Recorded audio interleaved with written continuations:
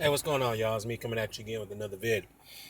Now, there were reports that indicated that Holly Holm is very, very active to the point that she can't wait to get back in there and compete, meaning that she's ready to fight sooner rather than later. Now, it was surfacing. There were some things that surfaced that indicated that her next opponent would be the number one contender in the bantamweight division at the UFC, Misha Tate. Now, though that both sides were going to engage into negotiations, Holmes' management team and Tate's management team, Dana White had to step in and debunk that. Okay, now here's what this prick had to say. I'm sorry for calling him a prick, but this is what he had to say. He said here, quote, that regarding the Holly Holmes' wishes to fight sooner rather than later, he stated to the LA Times that Rousey will be the next opponent for Holm. And me, and knowing that Ronda Rousey, who recently gave an interview with ESPN magazine, stated it'll be at least 3 to 6 months for her to fully recover after that ass whooping she took.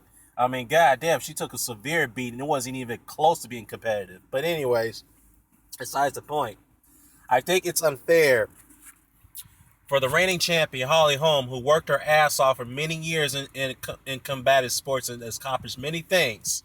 Okay, for her to be treated like this, because how the hell can you tell the defending champion that she's gonna have to wait a rematch against an ex-champion who didn't even come close to winning that fight, who got severely beaten, and it looked like a total mismatch in here, huh? I mean, this is a disservice to the bantamweight division. It's being held up now because you got people like Kat Zingano, Misha Tate, who, by the way, did lose to Rousey, Amanda Nunes, who has yet fought for the title, and yes, Betch Correa. They all worked hard to get to the position they're in today, okay? It's unfair to them that they have to sit there and wait until for the outcome of the Holm and Rousey rematch to even be considered a title shot. And to be honest with you, how the hell Dana White can sit there and say and predict that Rousey will be ready in 6 months, knowing that her ass ain't going to be ready in time to prep up against a fighter like Holm, okay? I'm not sure if he noticed the skill gap between the two in that fight a month ago. I mean, it's too damn wide, and it's going to take her far, far, far too long to catch up to the skill attributes of Holly Holm. It's just impossible, okay? And Rousey, by the way, was quoted in that article on ESPN. She was quoted that she was asked about is she going to consider changing training camp, and the answer was flat out no. She's not going to give up Evan Tartarian, even though I'm sorry if I butchered his name. Even though he could be a fucking prick, even and it's kind of odd that he filed for bankruptcy on the eve of the Rousey Holm fight. I don't know. I'm not trying to be a conspiracy theorist and all, but it seems like to me, given the instructions he gave her, that he was counting on her to lose, so that way he could win some. I'm not sure if he betted against her, but that's just a wild conspiracy theory. But I don't know. But that's besides the point. But she stated that yeah, she won't give up his training camp, and she says she's also determined that she's going to have to. She's going to really beat this girl.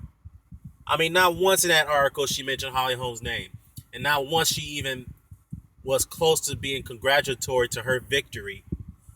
I mean, I find that fucking sad and pathetic for a champion to go out like that. First of all, you didn't talk to anybody for days. You didn't even do any post fight interviews until now.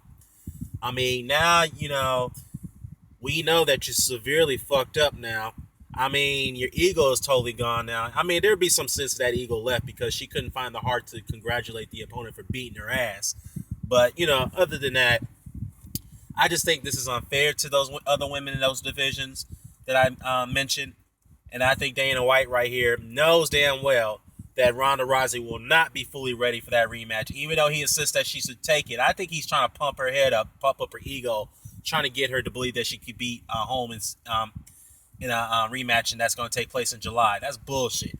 He knows that's bullshit. He's trying to cash out on it because he knows damn well that this fight, the rematch, will do bigger numbers than it did the first fight. And I predict, honestly, this thing's going to do 3 million pay-per-view buys. Guaranteed it will.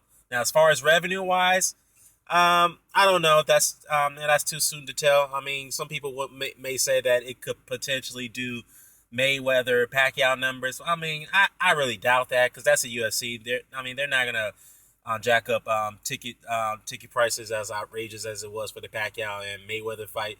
But buy rates wise, I think it will do those type of numbers. It'll probably match it. It might even break it. Who knows? That's just my opinion on it. But anyways, I'm gonna post a link to the article below on the Dana White interview, and let me know what you think. Oh, by the way, I am gonna do a video on that Ronda Rousey interview too, and I'm also gonna do a post fight. I'm sorry, not post fight. I'm gonna do a pre-fight prediction between another big UFC event between Jose Aldo and Conor McGregor. So drop a comment below. Let me know what you think. Share, subscribe. Signing off. Peace.